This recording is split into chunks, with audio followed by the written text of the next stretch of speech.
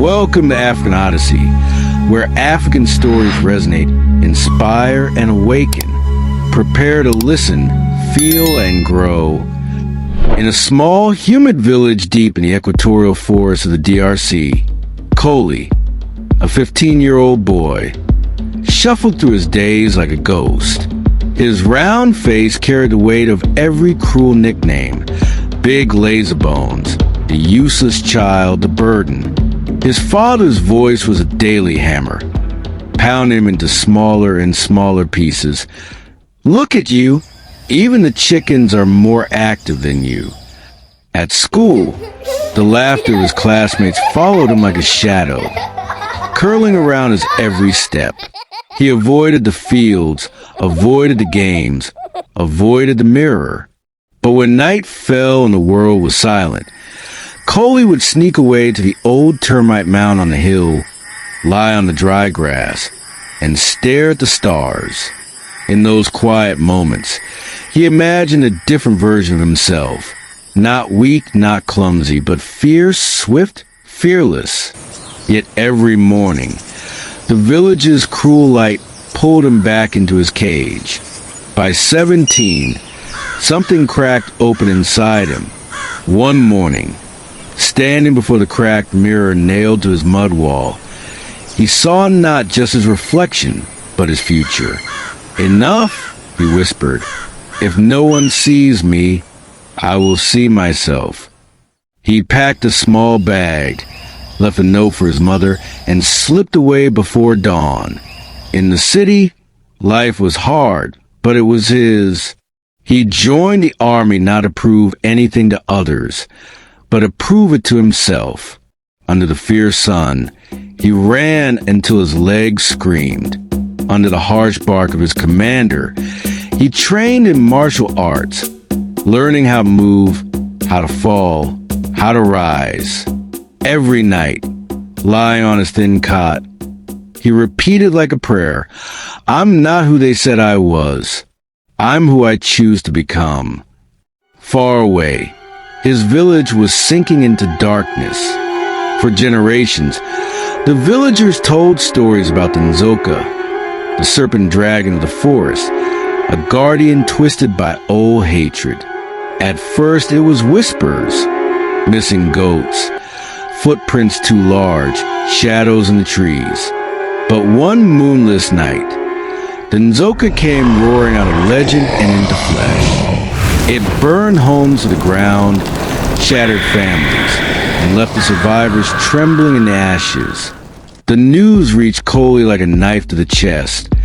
His parents were gone. His village was gone. Everything he had once fled, now destroyed. But grief did not crush him. It sharpened him. Koli gathered his closest comrades, men who had sweated and bled beside him. Together, they journeyed back through tangled jungle paths, mist curling around their boots. As they approached the village, broken huts and burned-out fields greeted them. Old neighbors peeked out with hollow eyes, barely recognizing the broad-shouldered man who walked at the front. No one mocked now. Koli bore a sore on his back, but it was a fire in his eyes that told the real story. In the heart of the forest, the Nzoka waited, coiled and seething. Its scales glowed like burning coals. Its breath reeked of smoke and old blood. The soldiers fought bravely, spears flashing, arrows flying, but one by one, they fell beneath the dragon's crushing strength. Alone, Koli faced the beast. Every scar, every insult, every lonely night rose inside him, not as weakness, but as fuel. The battle was brutal. Claws against blade, roars against war cries, and hours passed like moments. Finally, with a fierce, echoing cry, Koli drove his sword deep into the Nzoka's heart. The dragon let out a final, world-shaking roar, and then collapsed.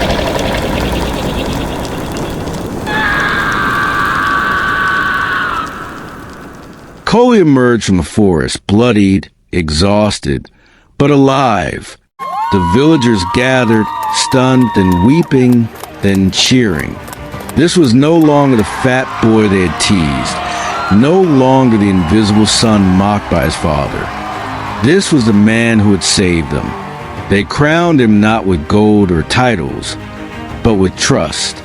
Under his leadership, they rebuilt not only their homes, but their dignity. He led them in song, in work, in healing.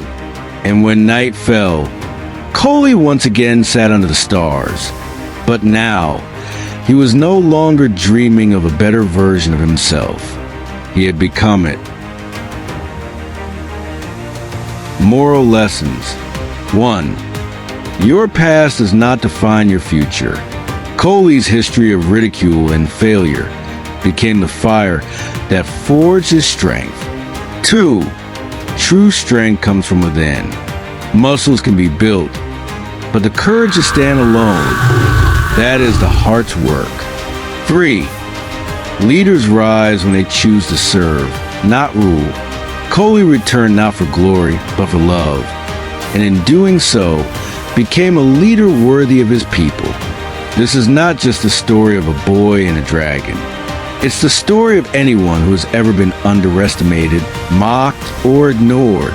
It's a reminder that no matter where you come from, no matter what others say, your true power lies in the choices you make and the courage you carry inside.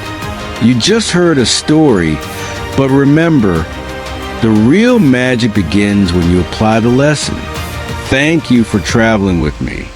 If this tale touched you, subscribe, share, and most importantly, keep walking your inner path. See you soon, searching soul.